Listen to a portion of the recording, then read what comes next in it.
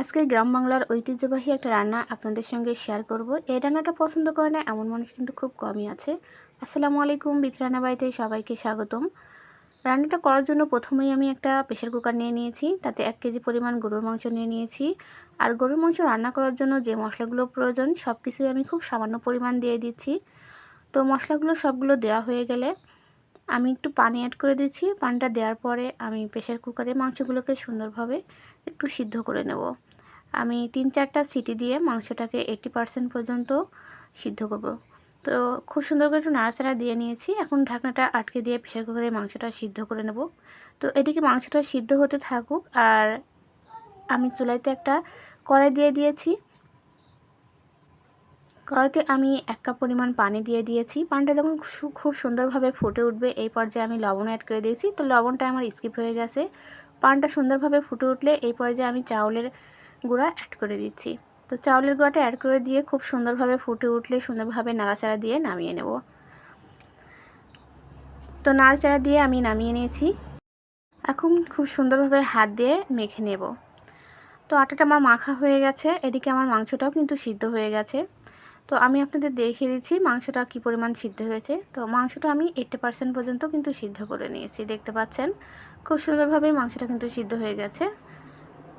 মাংসটা এখন আমি রান্না করে নেব, তার জন্য চুলায় চলে যাচ্ছি। চুলাইতে আমি একটা কড়াই দিয়ে দিয়েছি পর্যাপ্ত পরিমাণ রান্নার তেল। তেলটা যখন গরম হয়ে আসবে এই পর্যায়ে আমি এখানে 2-3 টুকরো তেজপাতা দিয়ে দিয়েছি, এলাচ ডাল দিয়ে দিয়েছি, আর তার সাথে হাফ কাপ পরিমাণ পেঁয়াজও অ্যাড করে দিয়েছি। পেঁয়াজটাকে দিয়ে ভালো করে নেড়েচেড়ে একটু ব্রাউন কালার করে ভাজা ভাজা করে নিতে হবে, যেহেতু মাংসটা এখন খুব কম সময়ে রান্না হবে। তো তার সাথে পেঁয়াজ পেস্ট, আদা পেস্ট, রসুন পেস্ট এগুলো আমি অ্যাড করে দিয়েছি। এগুলোকে দিয়ে ভালো করে একটু নেড়েচেড়ে পেঁয়াজের সঙ্গে ভেজে নিতে হবে। দিয়ে দিচ্ছি হলুদ গুঁড়ো পরিমাণ মতো, লাল মরিচের গুঁড়ো দিয়ে দিয়েছি পরিমাণ মতো, এছাড়াও দিয়েছি জিরা গুঁড়ো। শুকনো মশলাগুলো ভালো করে একটু কষিয়ে নিতে হবে। তো সামান্য একটু পানি অ্যাড করে দিচ্ছি। এখানে আমি যে মাংসটা রান্না করেছিলাম সেই মাংসের যে পানিটা ছিল সেই পানিটা দিয়েই আমি একটু কষিয়ে নিচ্ছি। তো খুব সুন্দর করে মশলাটাকে একটু কষিয়ে নিতে হবে। এই পর্যায়ে আমি আলু দিয়ে দিচ্ছি। আলুটা অপশনাল, যারা খেতে পছন্দ করেন তারা দিতে পারেন। তো আমি একটু আলুটা দিয়ে নিয়েছি। আলুটা দিয়ে একটু সামান্য পরিমাণ আবারও পানি দিয়ে দিয়েছি, সুন্দর করে কষিয়ে নিচ্ছি।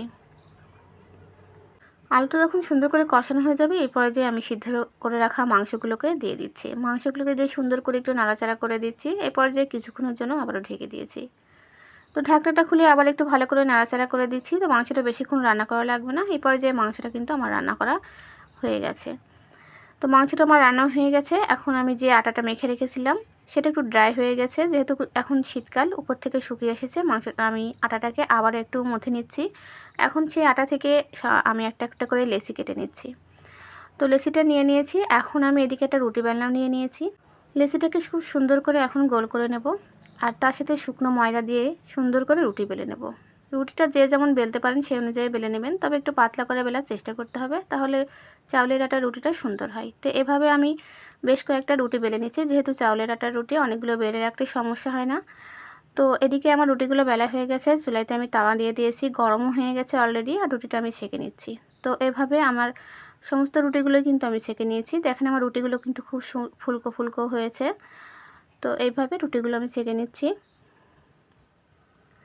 রুটিগুলো আমার সেঁকা হয়ে গেছে। এখন আমি গরুর মাংস আর চাউলের আটার রুটি, গ্রাম বাংলার একটা ঐতিহ্যবাহী খাবার, পছন্দ করে না এমন মানুষ কিন্তু কমই আছে। শুধু গ্রাম বাংলা নয়, শহর অঞ্চলেও এখন এই খাবারটা খুবই জনপ্রিয়। সে পর্যন্তই, আল্লাহ হাফেজ।